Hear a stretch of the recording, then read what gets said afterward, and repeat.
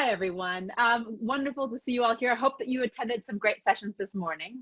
Please go ahead and introduce yourself in the chat box. I see there's some folks here. Kelly from Jerusalem Ministries based in PE. Oh, that's exciting. It's always nice to have people. In the past, we've always been really restricted to our physical footprint here in the Western Cape, and it's really nice to be able to, and in Cape Town, it's nice to be able to see faces from different parts of the country.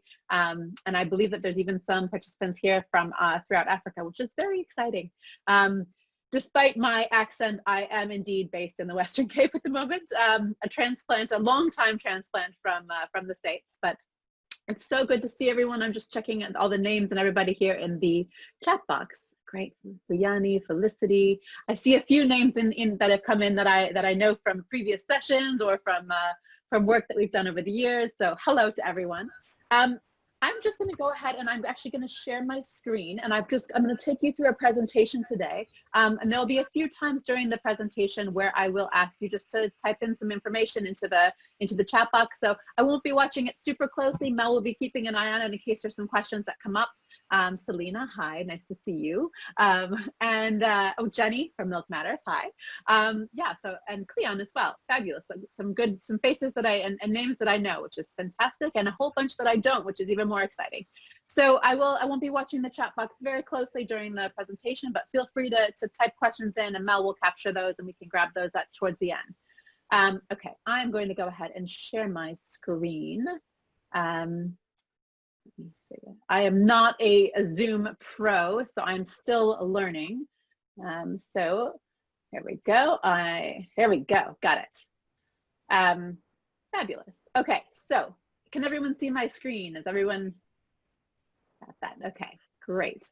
I am just going to go ahead and start talking to you about the content that we're going to speak to today. So today we're here to talk about from once off to multi-purpose and how you can make your content work hard for you. So this is a topic that's close to my heart because I see and I participate in a lot of content creation, and it's difficult and it's hard sometimes, and it's a lot of work, and I think sometimes we don't take the time and effort to really make sure that our content is working hard for us. Going through here. Okay, so for those of you I haven't had the pleasure of meeting yet, my name is Jennifer, as Mel introduced me. I run a business called Jennifer Geib Design and Writing. I'm not going to win any prizes for creativity for that name, but it does tell the story. I work exclusively with nonprofits, from all different kinds of nonprofits and development organizations to help to amplify your impact. So I do that both through my graphic design skills as well as the writing and the content skills. But before this, in my previous life, I worked in the nonprofits themselves, kind of everything from an entry-level pencil pusher all the way up to the director level. So I've done it, I've been there, I understand the challenges that you're facing on a day-to-day basis, the resource constraints, just the sheer amount of passion that we bring to the work, but also just the amount of work that it actually is at the end of the day to run these programs that we're doing. I'm going to get you to the right slide here. Sorry about that. Okay, so I'm going to just give you a quick roadmap and an overview of where we're going to go today with this conversation. So first, I'm going to give you a few quick basics around content and why it's important. And then we'll start diving into why we actually repurpose the content. And we'll look at what I like to think of as my 4 rules to effective content repurposing. I'll give you some very concrete ideas of how you can repurpose content, and we'll take a kind of a high-level view of some tools that we can use for repurposing content. And I do want to just make sure we leave some time at the end for questions and answers, should you have them. But I also want to encourage you to think throughout this presentation about content that you're working on in your organizations and how you might be able to repurpose that. So as we're talking, be thinking about something that you're working on, perhaps, or that you've got on the schedule to work on. And yeah, at the end, I'm also going to ask you if you can share some examples of how you might repurpose that content. Okay. So imagine this: you've just finished this amazing piece of work you've been working on, for ages. You've been sitting there at all the track changes and content, all the content conversations that go around. Maybe you're putting together a toolkit or a major research report, and you've just been toiling away at it so long. and you are just ready for it to be done. We all get there. You're at the end of the line. You're like, oh, I'm done. I don't ever want to see this document again. I don't want to ever see this publication again. I don't want to ever see this piece of content again. I'm ready for it to be done. You put it up on your website, you send out a tweet, say, hey, it's up there, and you're ready to relax. Yay. Or more likely, you're ready to move on to the next thing, because that's how we work. So I want you to wait and pause and don't jump to the next thing quite yet. So if you're not thinking of how you can share content in a variety of ways, you're not actually getting the most of all that hard work that you put into it.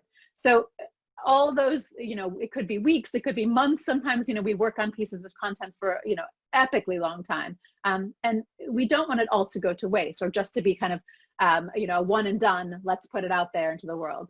We want it to continue to do work for us. So when we share our journey, when we share our thoughts and our stories and our experiences and our knowledge about the work that we're doing with our audiences, then we start to attract the attention that our audiences that we want, and we start to build trust with them. And ultimately, we bring them along on our journey as supporters, as participants, as donors, volunteers, champions. And that is what really allows us to continue to grow the work that we're doing and continue to do this great work that we're doing, is this support and this trust and this engagement that we're getting from our audiences.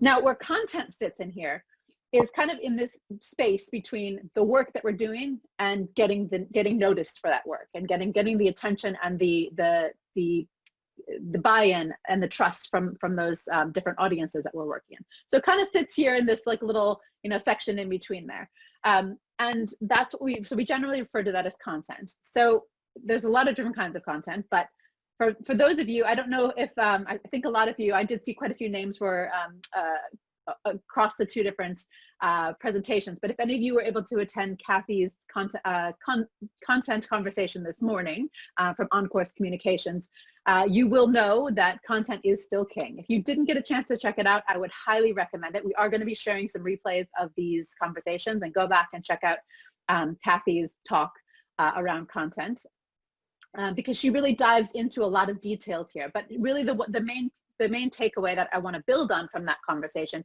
is that content is still king. And I learned something from her presentation, that was actually originally a quote from Bill Gates talking about the internet and how available and easy it is to share information with very low barrier to entry. But I would also say that it's actually any kind of content that we want to create.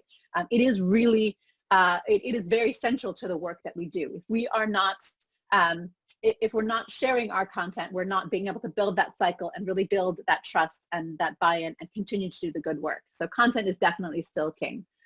Okay, so yeah, I'd like to think there's the, if for example, if a training happens in a community and no one tweets about it, did it ever happen at all?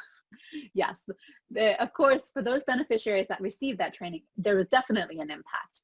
But what I want to challenge you to think about is what kind of greater impact could you have had you shared some elements of that training in that small group with a wider audience? If people knew the kind of work that you were doing, if people knew that they could ask you to come and then do these similar kinds of training in their community, or people could say, that's something we really want to get behind and we would love to be able to fund some additional work, or maybe we could partner with you.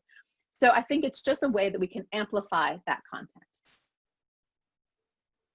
So I did steal this slide from Kathy as well, but I just wanted to give you just a really brief overview that there are just so many different kinds of content. So oftentimes we think of content as like a blog post or a report. Sometimes we do some things around, we'll do interviews, or we'll do, photo collages, things like that. Those are some of the ones that I see NPOs doing quite often. But there are just a myriad number of different kinds of content that are out there. And we should really try to change the way we think a little bit about the content that we use and not get so stuck in the ways that we always think about it. So repurposing just means using a piece of content in a variety of different formats. Often when we talk about repurposing, we're talking about how can I use this post on multiple social media platforms? Or how can I promote this blog that we've written or this piece of content that we've written on social media? But there are so many different ways of actually being able to promote content, both online and offline. And we really should think outside the box. I think, you know, Kathy talks a little bit about our audience, making sure we're tailoring our message very clearly for those particular audiences. But I really just want to say that anything that we do, whether it's a board meeting or a training or a conversation with a new potential partner, all of those things have potential there for content. We just have to put our storytelling hats on and think creatively about how we can share that out. And we oftentimes stay with what we know because it's easier. But when we don't widely repurpose our content into a variety of formats, we're really missing out on the impact that we could have. Okay. So I want to just quickly answer the question. So, you know, why should we repurpose our content? Why can't we just keep creating new content? If it's so important, why don't we just always create new content? Well, for anyone who has been involved in the content creation game, you'll know that that's much, much easier said than done. Content does take a lot of time and energy to put together, especially good content. So we want to think about, there are a couple of reasons that we want to repurpose our content. One is just to be able to stretch those resources, whether it be our budget, whether it be our staff allocation. Oftentimes we are one person working in a comms capacity, maybe not even, that's not your full-time job, it's one of many hats that you're wearing. So you want to be able to stretch those resources and get the most bang for your buck, if you will. We want to be able to reinforce, to reach new audiences. So sometimes if we're only working on a certain number of channels, we're not actually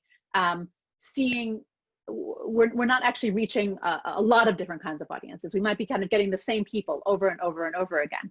And so when we diversify the kinds of ways that we're sharing our content, we are able to reach new audiences. Similarly, we want to be able to reinforce our message. So if we're sharing the same piece of content over and over again on the same channels or on different channels, we're starting to build up that understanding of what our core messaging is. And that goes hand in hand with the idea of strengthening your brand. When you're constantly building on the same messaging and the same look and feel for your imagery and your same kind of languaging for your content, you're really building brand awareness. And people are really getting to understand what is at the core of your brand. So it's not just that we want to make our budgets stretch further, but it's also that we actually want to be able to continue to touch base with people in many different ways. There's a marketing adage about the rule of 7, that people need to see your work 7 times, at least they have some sort of a touch with your work 7 times before it actually sinks in and they're ready to buy in that context. In our context, I would say that number is probably a lot higher. I mean, just today with all the noise on social media and in the nonprofit space, it's hard to get people's attention. People are busy. So we need to be able to continually share the same message and not be afraid to share those same messages multiple times with different audiences and even the same audience. Okay, so I'm just going to quickly take a pause here and just see, taking a look here at, okay, so I'm going to move into the rules of content. Sorry, the 4 rules of content repurposing. So my first rule of thumb is planning. No one will be surprised, and nobody who knows me will be surprised about this one. This is something that I harp on about with all of my communications work that we do, is really this planning element. But I think in this case, it's particularly important. You want to be able to plan up front and always be able to have at least 3 different uses. I think that's very conservative. At least 3 different uses in mind for any piece of content. So an example would be, so I'm going to use the example of an annual report. Now it is it's something that we all have to do.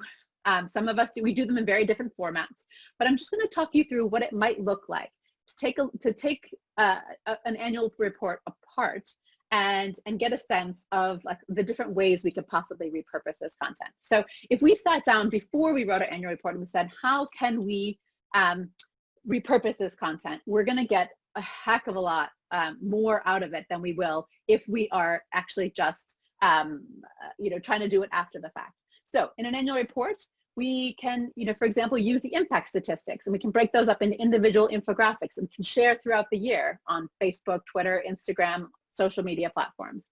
We can use those impact stats on our program web pages to update the case for change that we're trying to make. We can use beneficiary stories and photos that we collected in newsletters, in fundraising appeals throughout the year. We can use beneficiary stories and quotes that we've used in press releases. We can use quotes and photos that we've used in our annual reports throughout the year on social media. We can also use the program overview sections for that piece. We can kind of cut and paste those and actually use them as slides in presentations. So things like funding pitches or partnership meetings. We can double count and double use our wonderful photography that we like to showcase in our annual reports. We can use that to build up our Evergreen kind of photo library website. You can use the finance graphics in case statements. And if we're really clever, we can really structure the way that we do our interview. So say, for example, we wanted to do a profile of a beneficiary that we've been working with.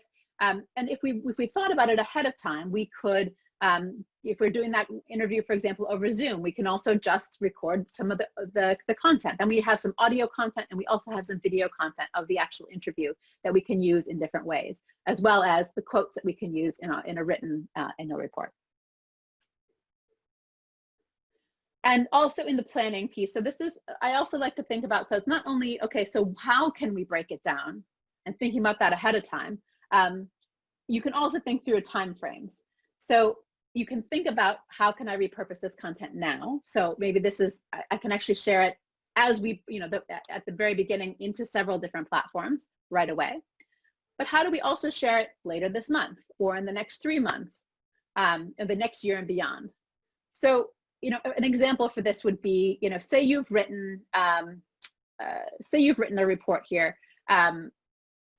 You want to actually think about how you can, okay, so say you've written a report about education in the Western Cape during the COVID-19. So, okay, right now you've written this report, you can share it out onto your different social media platforms. Later this month, you can also go back and you can take a look at it and you can say, okay, what has changed? Maybe it's just calling up one of the people that you've quoted in there and just asking them for a second quote and saying, has much changed? Or you can take little pieces of it and share that report out throughout the month, break up the statistics. The next 3 to 6 months, again, you can start to look at some sort of change. You can still have that central report, but you can update the piece, the way that you're sharing it. And the next year and beyond, you can also take a look back. You can say, okay, great, last year we put out this report, what has changed? And you can pull together another blog post or another social media post that says, okay, this is where we are now based on this wonderful piece of content that we did last year. So there's different ways you can do this. And if you plan in advance, you're able to really maximize your resources. So for example, if you are hiring someone outside to do your graphic design, you can ask them, hey, these are the ways that I want my annual report to be broken down. Please, can you make sure that I also have the graphics for X, Y, and Z so that we can post them up on social media?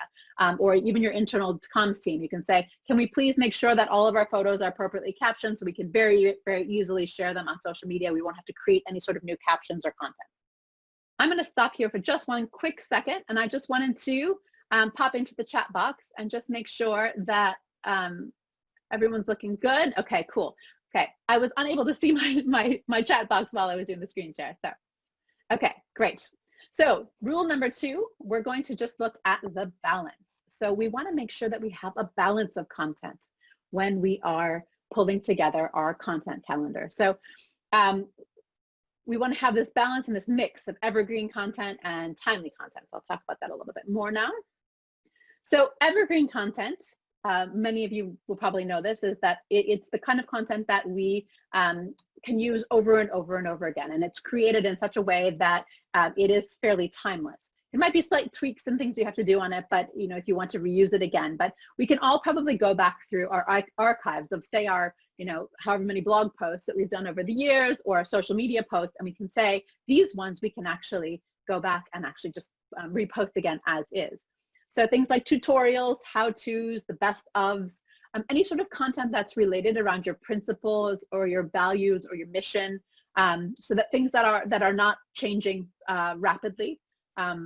Timelines, so maybe the history of your organization, kind of things when you're looking back, like retrospectives, Case studies are really great evergreen content because it's something that even if it's happened 3 years ago, it can still very clearly elucidate your process and the way that you work. Things like interviews and quotes about the organization are also really great evergreen content that you can share on different platforms. And then new and current content, it's things that are kind of tied to a calendar in some way, or in some way would date themselves. If you couldn't just reuse them necessarily as is. So anything that's around a current event or some sort of anniversaries, like I'm working with an organization now that is working on the 25th anniversary, and some of that content won't be able to be used in perpetuity, but it's something that's very, very time bound this year. Campaigns that you're running, funding requests, tied to certain holidays. And then there's also this third content, which there's third category that you want to save some space for in your content plan, which is emergent things. And these are things that you would be very tone deaf if you weren't addressing. So like, for example, COVID-19. If you had just continued on with your content and, done your calendar as you saw, you would be seeing, people would be like, are they in the same world that we're in? Because everything's changed for us. Why has nothing changed for them? So you want to make sure that you've got some space in your calendar and some flexibility there for that emergent content. But the way that I like to think about it is that every piece of content actually has the ability to be evergreen content. So even, for example, that anniversary campaign that we're working on, we're doing it in such a way that although the blog posts and things that we're putting out are very much tied to this 25th anniversary and the reflection, looking back, we are going to use it in multiple ways. So each of our interviews that we're doing audio, we're doing video, we're also doing written content.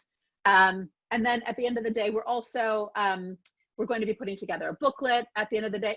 And we have also done it in such a way that we can take the individual pieces of content and interviews and we can reuse them in the future as well. So they're not necessarily only tied into that 25th anniversary. So I just like to, just to say that my goal is that at any kind of new content that you're creating, you should always be able to find some element of evergreen content in there. It doesn't have to mean it goes, forever and ever, but like at least things that you should be able to repurpose multiple ways. Okay, and then rule number 3 is make sure you have a mix of content. So you want to share your content in a variety of formats for the best reach and impact. So this is a lot of content on this slide. And don't worry, we will share the recording with you. I also do have a little checklist. I'll tell you about that at the end that you can use. But I like to think of this as the pick and mix. I really like to encourage you when you're doing your planning to look at these kind of content cheat sheets, or think through what kind of content you've created in the past.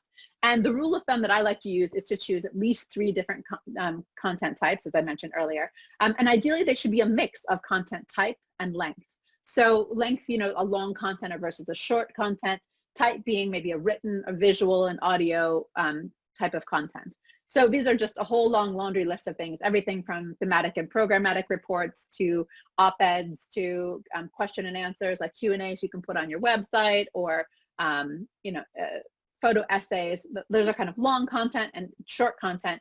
It's everything from statistics to just a slide that's shared maybe, or a giveaways or competitions, those kinds of things. So, for example, if you had a thematic report that you were putting out, you could also think about how you could tweet out some of the statistics that come out of that report. And you could also, say it's this report that you're doing on education in the Western Cape during COVID-19, you could also find maybe a podcast or a radio show that you could talk about the particular report on. So that's one other way of repurposing that content. You can, you can find different ways of pulling that one piece of content, and you can pull it into different ways. And you'll just see here that this is the content. There are a combination of platforms and content types, but it should give you an idea of the different ways and places that you can reuse content. So for example, you can use statistics as a Twitter post, but I just like, people oftentimes think only in terms of the platform. So I wanted to just include both of them here, just to give you a little bit more food for thought. And the idea being that if you've got, with this mix, you are able to, if you're on multiple platforms, you're reinforcing, this goes back to the benefits here, you're reinforcing your message to your primary audience because they're seeing it in multiple places. But you're also reaching a variety of different audiences here. So, this person might only be on Twitter and Facebook, they might not be on LinkedIn, but this person might just be on Facebook. So you're able to reach on multiple platforms.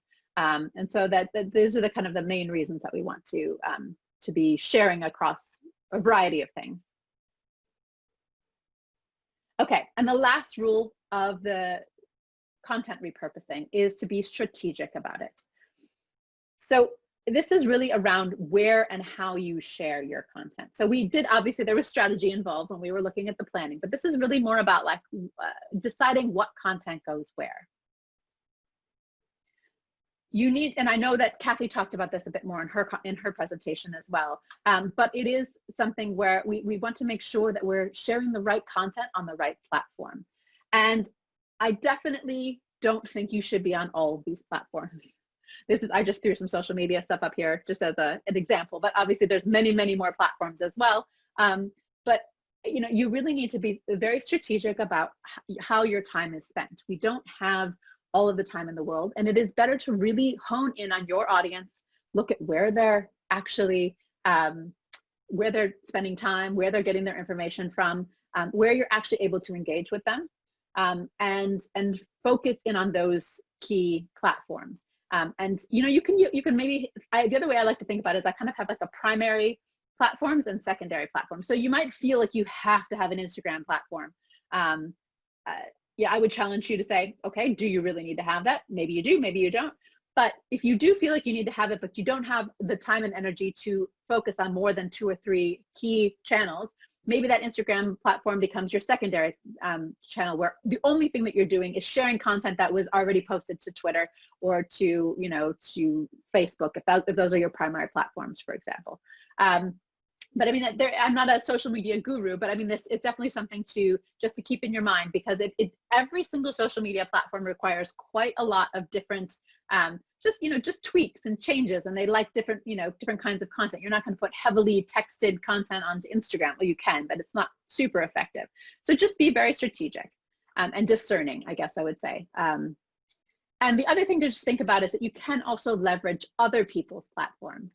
So if you're actually able to, get yourself onto a podcast or onto a guest blog post for another, a partner that you might be able to share with, or onto other people's, they would do a lot of takeovers of Instagram and things like that. You could do a short-term campaign on someone else's platform and leverage their audience as well. And that's another really strategic way about sharing your content. And it's not just for social media, it's also if you're thinking about, getting your content in front of other audiences in terms of presenting at webinars or conferences, or getting your blog, guest blogs up on posts and things like that. Okay, so those were the 4 rules. So the rule 1 is making sure to plan up front. Rule 2 is having that balance of evergreen and current and new content. With the goal of trying to create everything to have some sort of an evergreen element to it. The rule number 3 would be mixing and matching your content, the variety, the types and the formats.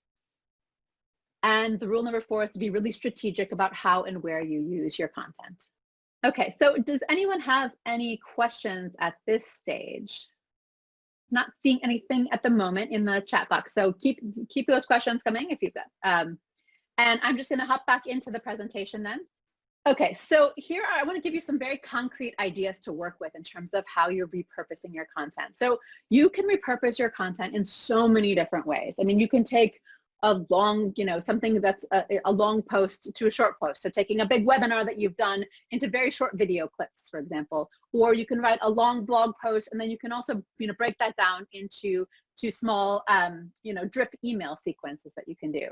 You can take a long post, maybe it's a blog post or another piece of writing that you've done, and you can actually create a different blog post. You can change things around, you can change the focus, the lens, and it will reach people in a different way. So it may be that, it's the same message, but it's written in a different way, and it lands with people better in that way than it does. So that's another way of thinking about things. You can take something that's written and change it into an audio format. So if you want to talk about, like we talked about earlier, talking about a research finding on a podcast or a radio show, or even just doing a quick voiceover note with like an image in the background. You can go from a social media post that's performing very well, you can getting a lot of engagement, and you can change that into, you can start to expand upon that and write a, blog post, or even a white paper or an ebook on it eventually, if you've got enough content there. You could take something that's written and easily turn it into something that's visual. You can either create graphics or you can use an image. And similarly, you can take something that if you've got a great photo collage that you've done, you can also add some content to it and put it out in a different format. So there's just so many different ways we can repurpose, remix, reuse, recycle. So this is a bit of a, the next couple slides are a bit of a laundry list. Right. Okay, so we've got quite a lot of different kinds of concrete examples. We've got, the very standard ones, which are like your programmatic reports. You can change into, we talked about this a bit with the annual report earlier.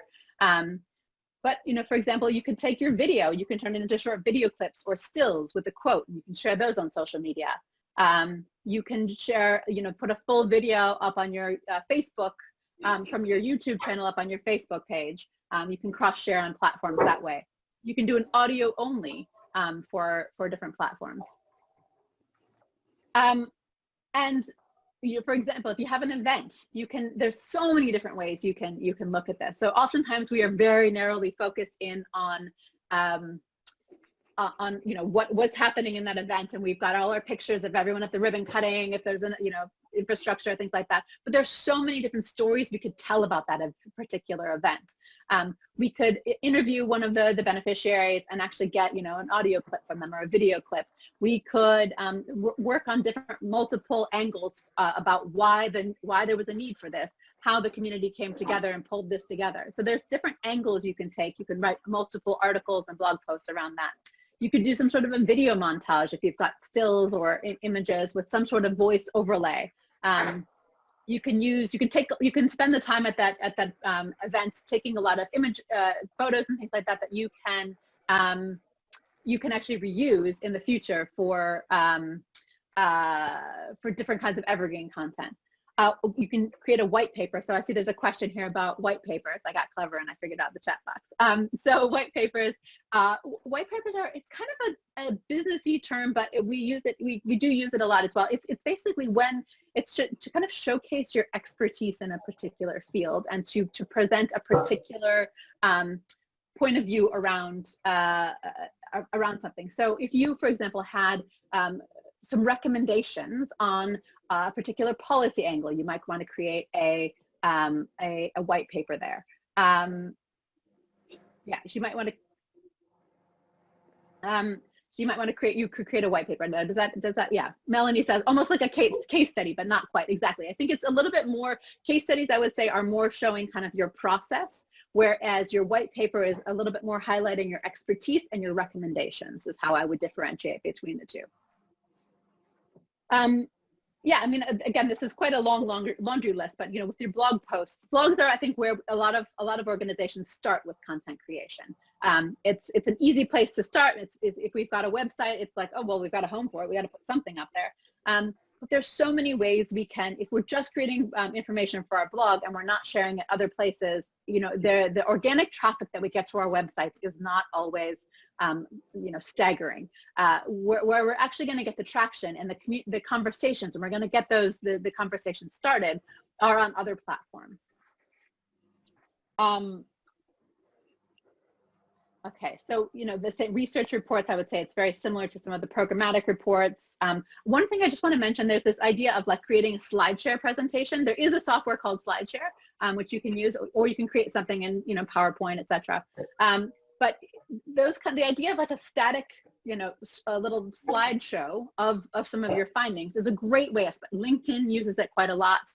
You can use it on a lot of other social platforms as well, but it's also a great thing to post onto your blog or onto your website, or just even to share out via email to really highlight some of it's almost like giving someone a presentation without having to physically engage with them in a meeting, for example.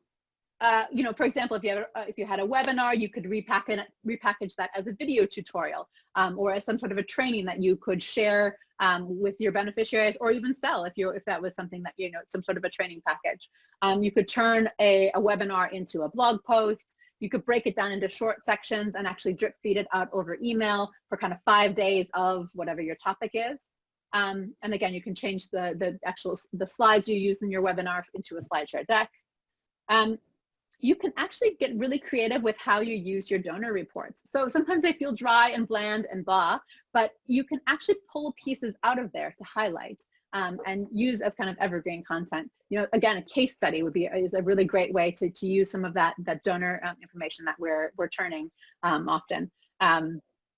And you know, it's also a good place to kind of create your boilerplate text, where the text that you can use over and over and over again in your different donor reports, but also on your website and in different places.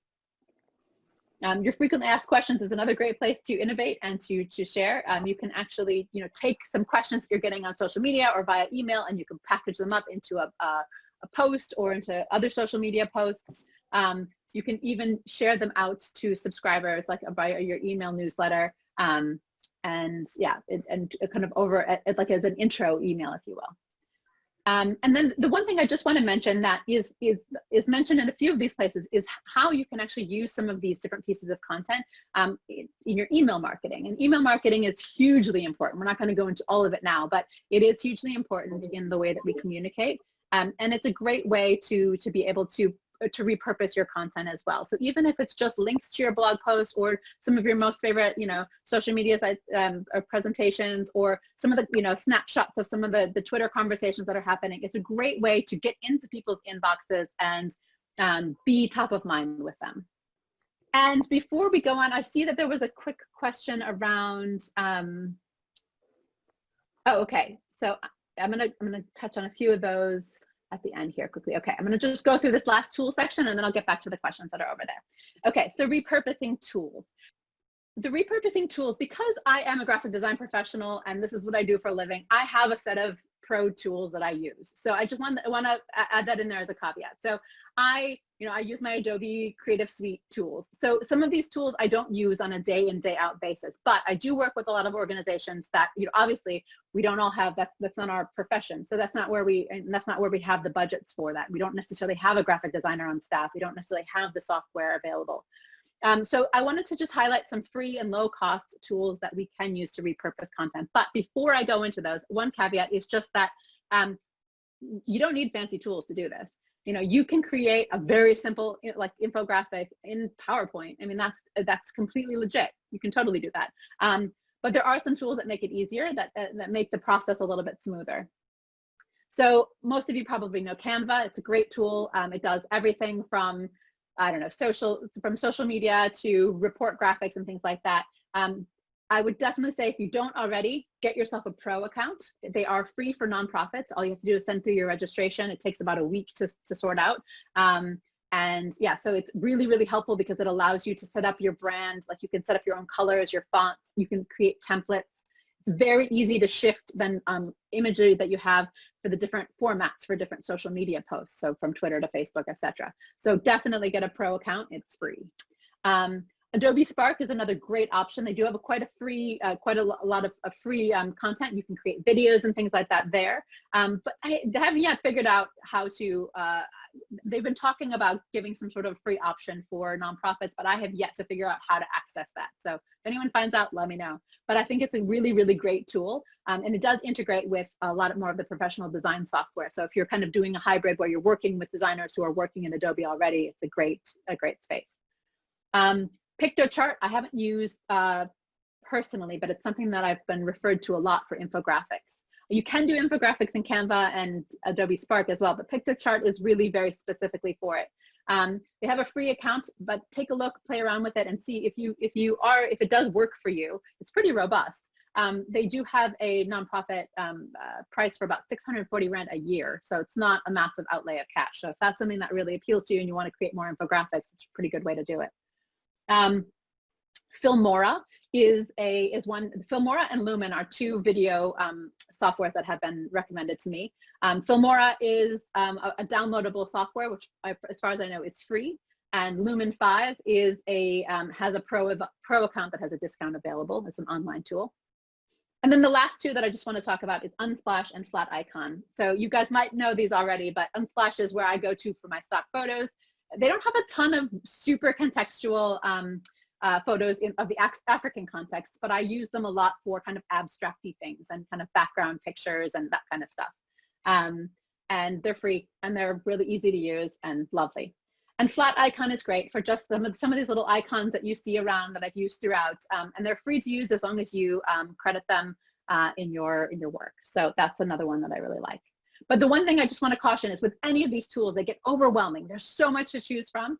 Just create templates, keep things really, really simple, and maintain your brand consistency. So your same fonts, your same colors, your same, everything. It'll feel boring when you continue to repurpose your content. You keep doing it and it's like, this color again, this font again. But that's how people get to know you. And that's how, if you're doing it, if it feels boring, you're doing it right. Okay. Great. I am just checking here to see. So before we go on to the next, so I'm going to quickly just jump into the chat here. Okay. Oh, great. I've got some great people loving Canva. I know Melanie is a huge Canva fan. Okay. And then the last thing I just want to quickly share with you is that, okay. So I just want to share my contact details with you here. One thing that I have developed, I just put together a quick checklist that I like to use when I'm thinking about repurposing content. It kind of goes through those 4 main rules and asks you some questions. I will share it for sure with everyone who's registered, who said that they do want to be contacted. Just from POPI restrictions and things like that, I'm not able to share it with those of you who kind of opted out of that. So if you do, if you remember, or if you don't remember if you did or not, feel free to drop me an email. hello@jennifergeib.com, and I'm happy to send that through to you. And it's just a quick checklist that talks you through all the different rules and kind of helps you to think through. And it's great to share with your team as well when they're putting together content so that they can get you the things that you need to be able to really effectively repurpose your content.